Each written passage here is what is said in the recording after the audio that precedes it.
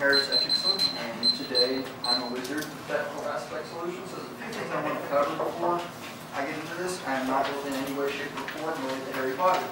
Confuse Harris with Harry, it doesn't work out that way. Diagonally, they were out of the Merlin, pointy hats. So top hats, 21st century. And I don't usually practice black magic, but I have to in this instant, hence I had to go to get the gear. So, Kay, if you would be my test dummy for today. What is your number? 404 408 8077. 8077? Yeah, She disappears. Your phone has been erased. I can actually do Wait, let's that. talk about this first. I'm going to. So, what I'm going to be doing is called caller ID spoofing. And what it's going to show is basically I'm going to make a phone call to Kay, and she has my number in her phone. It's not going to show up as my number, though. It's going to show up as someone else's number. And I can actually change the voice. I've tested it, so I don't know if that's going to work out. So, without any further ado, Rundiferous caller ID Patronum, and placing a phone call.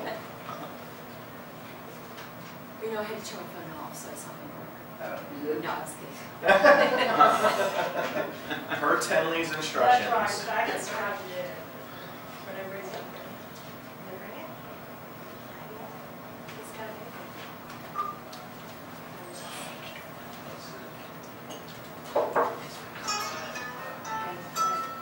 So who did it It show? says unknown name, and it's an 800 number. Oh. So if you pick it up now, this will hear my voice, but hi, it's John from AT&T. How are you this morning? It's a text. Is that like Harris? I should put on speaker. Yeah, okay. Well, I shut it off. I But get that. anyway, so the conversation Does is. it even sound like him?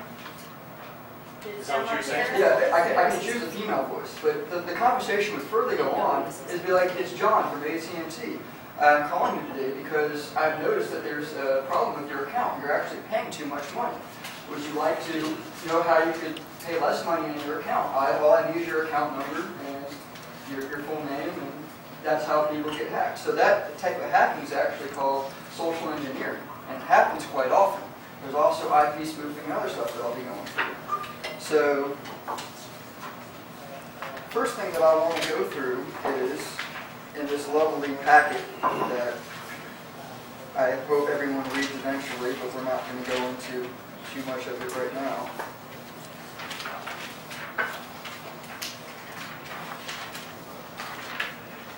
This methods of hacker attacks.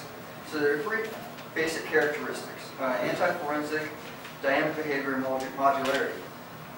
Anti-forensics is things like IP blocking, which makes it impossible to actually track hackers, because everyone knows your IP address is basically how people locate which computer you're on.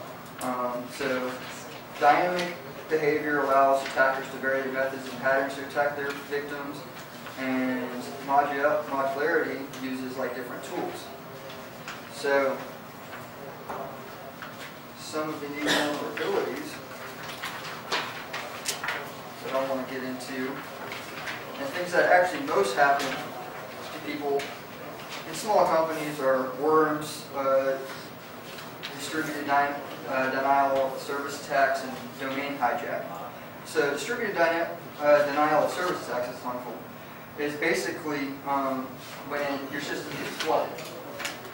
And how that happens is a hacker will actually control a bunch of ghost networks and then flood your network to prevent you from accessing it.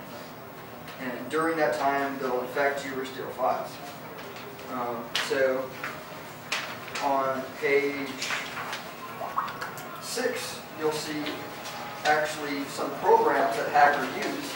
And these are the actual programs. One of them is TFN, Trin00, TFN2K, and I'm not even going to try to pronounce the last name. So the more important part is how to prevent DDoS.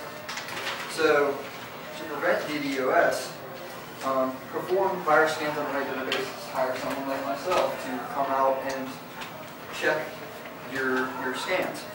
As well as we're going to go into password true password cracking, because I don't have a lot of time to cover everything. Every Windows file has a SAM database, which basically is a local where your Windows password is stored. So on the next page, which is page 8, you'll see some of the tools that hackers use. Again, MyoStar, Slurpee, one of my favorites, Kane and Lynch. It's not even listed here. So prevention of password cracking, because I'm trying to run through all of this, is actually getting a password keeper.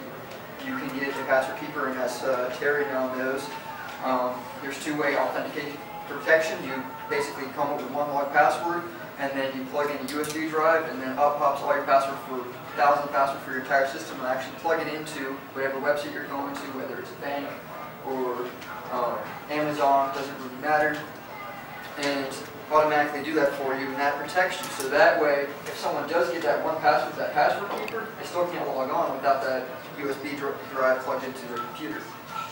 And the last thing I want to go over is sniffing, which is why I don't remote into anyone that isn't a service contract client. If you find a technician that does remote in, don't do it, because if you don't have VPN set up, active sniffing can happen. That's where they actually take over the remote and still have access to your computer.